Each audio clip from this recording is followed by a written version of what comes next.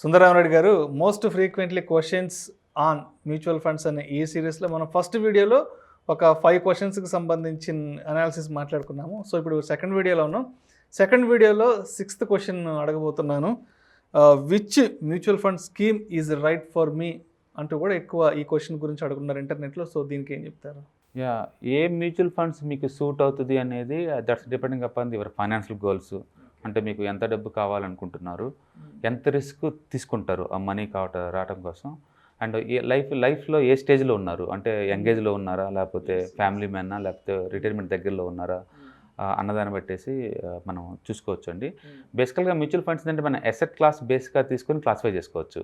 అంటే equity mutual funds and debt mutual funds and money market funds, gold mutual funds, ఇలా asset class బేస్గా తీసుకొని mutual fund classify చేసుకోవచ్చు. అలాగే category open ended category, అంటే ఎప్పుడు కావాలంటే అప్పుడు మ్యూచువల్ ఫండ్ కొనుక్కోవాలి, లైక్ స్టాక్ లాగా ఎప్పుడు కావాలంటే అప్పుడు అమ్మేసుకోవచ్చు, దాన్ని ఓపెన్ ఎండెడ్ కేటగిరీ అంటారు. లేదా లాక్ అనమాట, లోపలికి వెళ్తే 3 years లాక్ వేస్తారు, వాటిని క్లోజ్ ఎండెడ్ మ్యూచువల్ ఫండ్స్ అంటారు. అట్లా కేటగిరీ వైజ్ మనం క్లాసిఫై చేసుకోవచ్చు. అలాగే మ్యూచువల్ ఫండ్స్ మీ రిక్వైర్మెంట్ ఏంటి, అంటే wealth creation, long term wealth creation goal అనేది. అప్పుడు మీ గోల్ బేస్గా తీసుకున్నారనుకోండి, గ్రోత్ ఓరియంటెడ్, అంటే వెల్త్ మొత్తం అక్యుమిలేట్ చేసుకుంటే ఒకసారిగా, లేదా రెగ్యులర్ నాకు డివిడెండ్ లాగా కావాలి డివిడెండ్, లేదా ట్యాక్స్ సేవింగ్ కోసం. ఇన్కమ్ ట్యాక్స్ రూల్స్ ప్రకారం ఏంటంటే ప్రతి ఒక్కళ్ళు కూడా అప్ టు 1.5 lakh వరకు ట్యాక్స్ సేవ్ చేసుకోవచ్చు అనమాట. దానికోసం మీరు వచ్చారా, సో ఏ పర్పస్ కోసం మీరు మ్యూచువల్ ఫండ్స్కి వచ్చారు అన్న దాన్ని బట్టేసి కూడా మనం చేసుకోవచ్చు. అలాగే రిస్క్ ఎంత తీసుకుంటారు, అంటే మీరు లో రిస్క్ ప్రొఫైలా, హై రిస్క్, మీడియం రిస్క్ అన్నది. అందుకని అందరికీ ఒకటే మ్యూచువల్ ఫండ్స్ సూట్ అవుతుందని మనం చెప్పలేం, కానీ జనరలైజ్ అయితే ఏజ్ మీద, రిస్క్ ప్రొఫైల్ మీద అండ్ ఫైనాన్షియల్ గోల్స్ మీద, లైఫ్లో ఏ సైకిల్లో మీరు ఉన్నారు అన్న దాన్ని పెట్టేసి మనం మ్యూచువల్ ఫండ్స్ చూసుకోవాలి. బట్ ఎక్కువ మందికి లాంగ్ టర్మ్ పాయింట్ ఆఫ్లో ఒక 10 to 15 years ఉంటాము అనుకుంటే మాత్రం ఎక్కువ రిటర్న్స్ కావాలి అంటే స్మాల్ క్యాప్ కేటగిరీకి వెళ్ళిపోండి. లేదు నాకు అంత రిస్క్ వద్దు, ఒక 3-4 yearsకే అనుకున్నారనుకోండి, వాలటిలిటీ తక్కువ ఉండి మినిమం గ్యారంటీ అంటూ ఉన్న లార్జ్ క్యాప్ మ్యూచువల్ ఫండ్స్ మనం వెళ్ళిపోవచ్చు జనరల్గా. 7th క్వశ్చన్ ఏంటంటే what is NAV? Net asset value అండి. మనకైతే స్టాక్స్ అయితే ఒకటే కాబట్టి డైరెక్ట్గా లైవ్లో కోట్ చేస్తూ ఉంటుంది అది. వీళ్ళు ఏంటంటే కపుల్ ఆఫ్ స్టాక్స్లో ఇన్వెస్ట్ చేస్తారు కదా, వాటి కంబైన్డ్ మూవ్ అనమాట ఇది.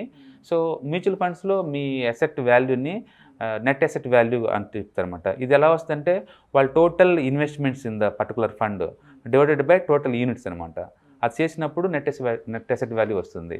So end of the day కల్లా మీ యూనిట్ ఎంత మూవ్ అయింది, ఈరోజు అప్ అయిందా డౌన్ అయింది అనేది ఈవినింగ్ కల్లా డిక్లేర్ చేస్తూ ఉంటారు. యూజువల్గా నైట్ టైంలో అప్డేట్ చేస్తుంటారు మ్యూచువల్ ఫండ్ పోర్టల్స్లో ఈరోజు ఎన్ఏవి అనేది. 8th క్వశ్చన్ ఏంటంటే what is the expense ratio? ఏదైనా ఒక ఫండ్ మెయింటైన్ చేయాలంటే ఫండ్ మేనేజర్ శాలరీ ఇవ్వాల్సి ఉంటుంది. అలాగే అదర్ పబ్లిసిటీ ఎక్స్పెండిచర్ ఏదైనా ఉంటే అది, ఆఫీస్ ఎక్స్పెండిచర్ ఉంటుంది. వీటన్నిటి కలిపి మీరు పే చేయాల్సిన అమౌంట్ని ఎక్స్పెన్సివ్ రేషియోస్ అంటారు అనమాట. ఒకప్పుడైతే అది 4 to 5% దాకా ఉండేదండి. ఈ మధ్యకాలంలో సెబీ వాళ్ళు చాలా టైట్ చేశారు. Most of the mutual funds అయితే ఇప్పుడు 0.3 నుంచి అప్ టు 1% వరకు ఛార్జ్ చేస్తారు ఎక్స్పెన్సివ్ రేషియో కింద. ఓకే, అంతే. ఒక ఫండ్ మెయింటెనెన్స్ ఛార్జెస్ కింద మనం పే చేయాల్సిన అమౌంట్ని ఎక్స్పెన్సివ్ రేషియో అంటారు. మీరు ఏదైనా బెస్ట్ మ్యూచువల్ ఫండ్ చూస్ చేసుకునేటప్పుడు ఇది ఒక ఇంపార్టెంట్ ఎలిమెంట్. ఎక్స్పెన్సివ్ రేషియో ఎంత తక్కువ ఉంటే నీకు అంత బెటర్, ఎక్కువ యూనిట్లు వస్తాయి అనమాట.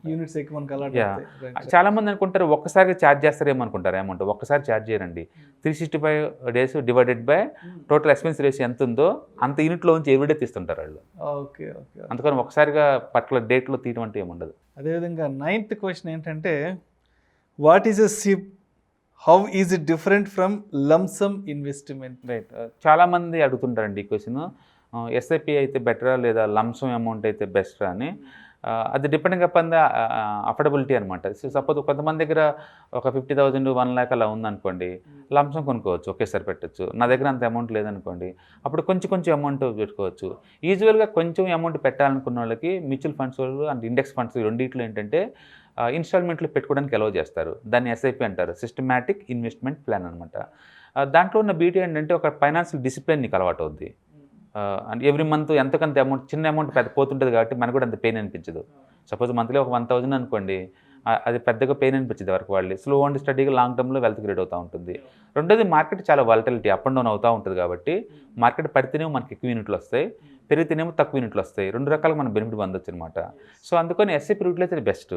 బట్ అదే టైంలో మార్కెట్ ఎప్పుడైనా ఒక 5% to 10% డ్రాప్ అయింది అనుకోండి, ఆ టైంలో లంప్స్ అమౌంట్ అప్పుడప్పుడు కొంచెం ఇన్వెస్ట్ చేయడం ద్వారా మనం ఎక్కువ యూనిట్లు గ్యాదర్ చేసుకోవచ్చు.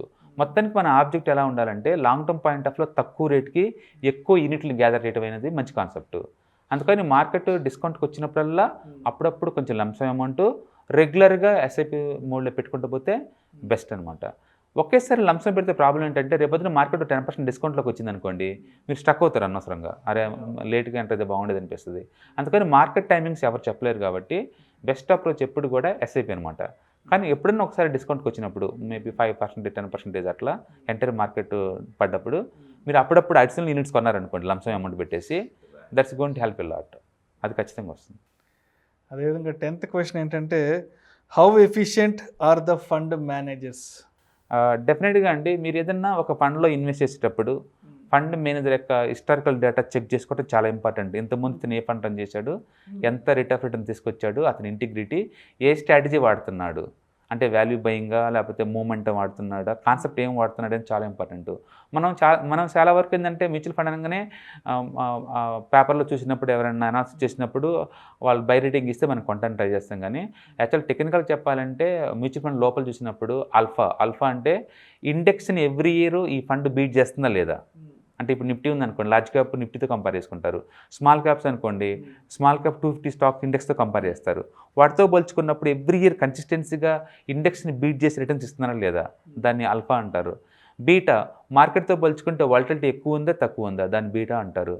అలాగే షార్ట్ రేషియో, రిస్క్తో పోల్చుకుంటే రివార్డ్ ఎక్కువ వస్తుందా లేదా దీంట్లో. ఇలాంటి ఎలిమెంట్స్ అన్నీ చూసుకుంటే టెక్నికల్గా మంచి ఫండ్స్ సెలెక్ట్ చేసుకోవచ్చు. యూజువల్గా ఏంటంటే మీరు వాల్యూ రీసెర్చ్ ఆన్లైన్.com ఇలాంటి పోర్టల్కి వెళ్ళినప్పుడు ఏంటంటే వాళ్ళు రేటింగ్ ఇస్తారు. ఆ స్టార్ రేటింగ్ అంటే ఎక్సలెంట్ అని కాదులే కానీ, బట్ ఓవరాల్గా అంటే ఎక్స్పెండిచర్ రేషియో ప్రకారం చూసుకున్నా, ఫండ్ సైజ్తో కంపేర్ చేసుకున్నా, అండ్ ఇండెక్స్ని కన్సిస్టెన్సీగా బీట్ చేస్తున్నా, ఇట్లా ఓవరాల్ సిఏజిఆర్ ఎంత వస్తుంది అన్న దాన్ని బట్టి వాళ్ళు ర్యాంకులు ఇస్తారనమాట. ఆ టాప్ 4 and 5 ఎనీ కేటగిరీ మనం చూస్ చేసుకోవచ్చు. But end of the day ఇండెక్స్ని బీట్ చేసి రిటర్న్స్ కనుక ఉంటే, ఆ ఫండ్ అని గత 10 years హిస్టరీ ఉంటే మనం చూస్ చేసుకోవచ్చు అనమాట బెస్ట్ వాటిని. Thank you sir. Thank you so much Sundara Reddy గారు. ఈ మ్యూచువల్ ఫండ్స్కి సంబంధించి most frequently asked questions on ఈ మ్యూచువల్ ఫండ్స్ అనే ఈ సిరీస్లో సెకండ్ వీడియో కంప్లీట్ చేస్తాం. Thank you so much sir.